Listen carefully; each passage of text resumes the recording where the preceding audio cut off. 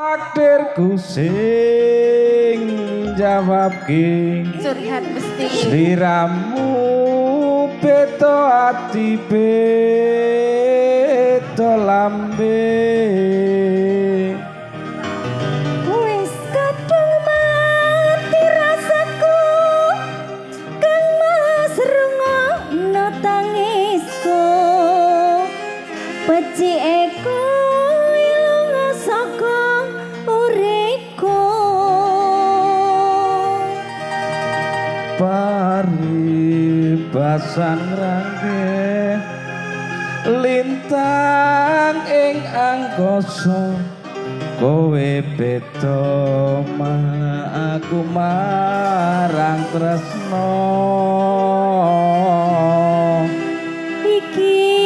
wis dalanku pilihane wong tuaku sepurane yen gawe lara atimu wasik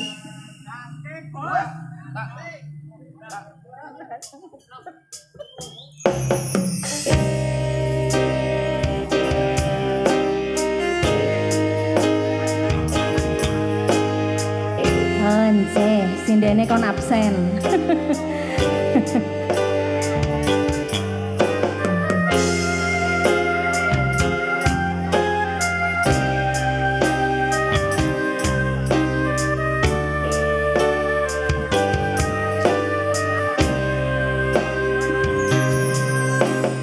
kene apa sifatmu saiki wis beda Apa ya? kowe ninggalke aku mentingke wong liya apa rasa tresnamu saiki wis sirna kaya lumut ing pinggir segara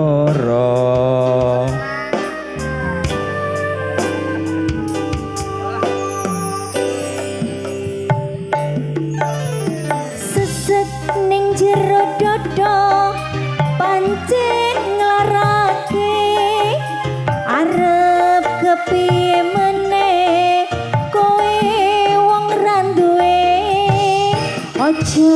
selak batinmu marang kahananku kang mas pupusan rasa tresnamu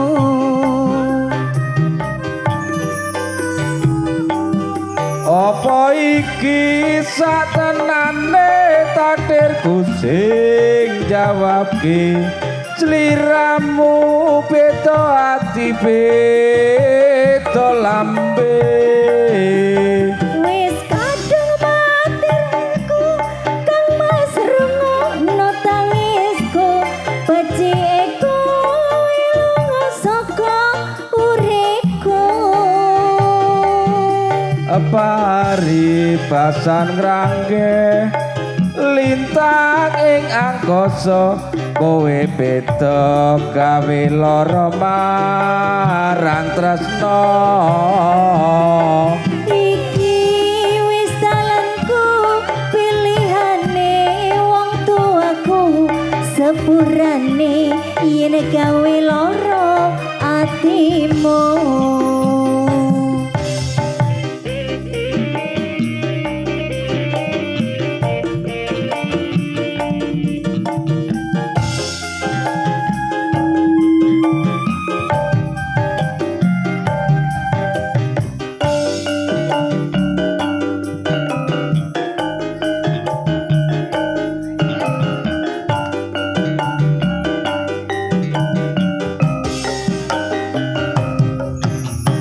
sesek ning jero dodo pancen nglarake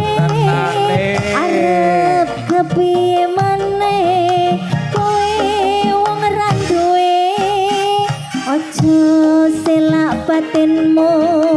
marang kahananku kang mas pupusan rasa tresnamu monggo Kang Mas apa iki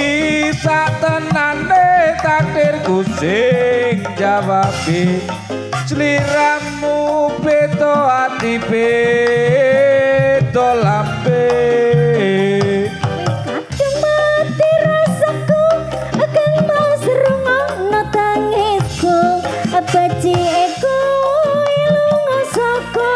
uripku paribasan ngrangke